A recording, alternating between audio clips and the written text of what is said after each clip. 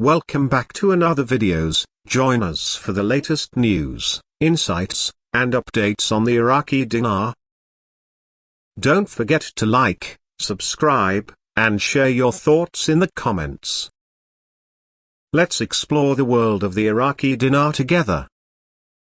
In the dialogue presented, we see contrasting views on the future of Iraq's economy, particularly focusing on the potential growth of its private sector and the role of currency valuation in its economic trajectory.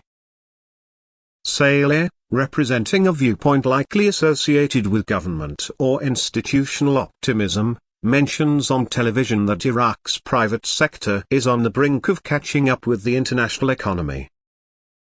This assertion implies an expectation of substantial economic development within Iraq, highlighting a view that positions the private sector as ready to align with or compete alongside global economic counterparts. The underlying suggestion is that, as the private sector in Iraq gains momentum, it may overcome prior limitations, potentially bringing about an economic expansion in the nation. However, a contrasting perspective is offered by Frank, who is skeptical of such growth under the current conditions, especially due to what is known as the program rate for the Iraqi dinar. He criticizes the notion of economic growth under a suppressed currency valuation, going so far as to suggest that only someone macron or uninformed could believe Iraq's economy is poised for an explosion without a shift in currency valuation. For economic growth to be sustainable and to catch up with international standards, as SALEH suggests, several financial analysts argue that Iraq would need to either revalue its currency or adopt a more flexible exchange rate system. This adjustment would potentially reflect a truer value of the Iraqi dinar, which would, in turn, increase investor confidence and allow for greater integration with global markets. Proponents of revaluation argue that a stronger dinar could reduce inflationary pressures, increase the purchasing power of Iraqi citizens, and enable the private sector to import goods and services more competitively.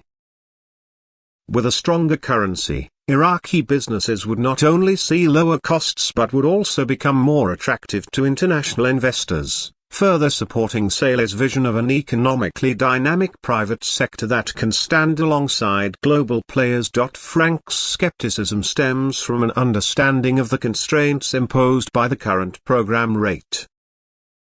The value of a currency is integral to its economy's ability to participate and compete globally. If Iraq's currency remains undervalued, the economy might struggle to build real traction and catch up with international standards.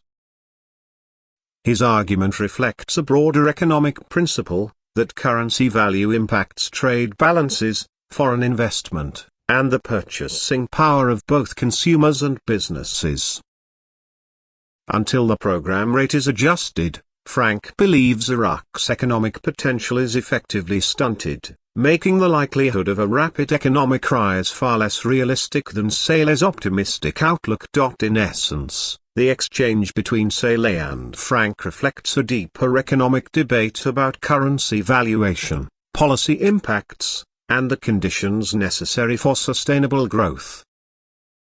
On one hand, there is a vision of a private sector that is becoming more robust, potentially ready to drive the economy forward.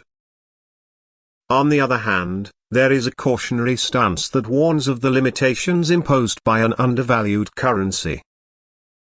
For Iraq to truly achieve the kind of growth SALEH envisions, addressing the currency valuation might be a necessary step in the eyes of skeptics like Frank.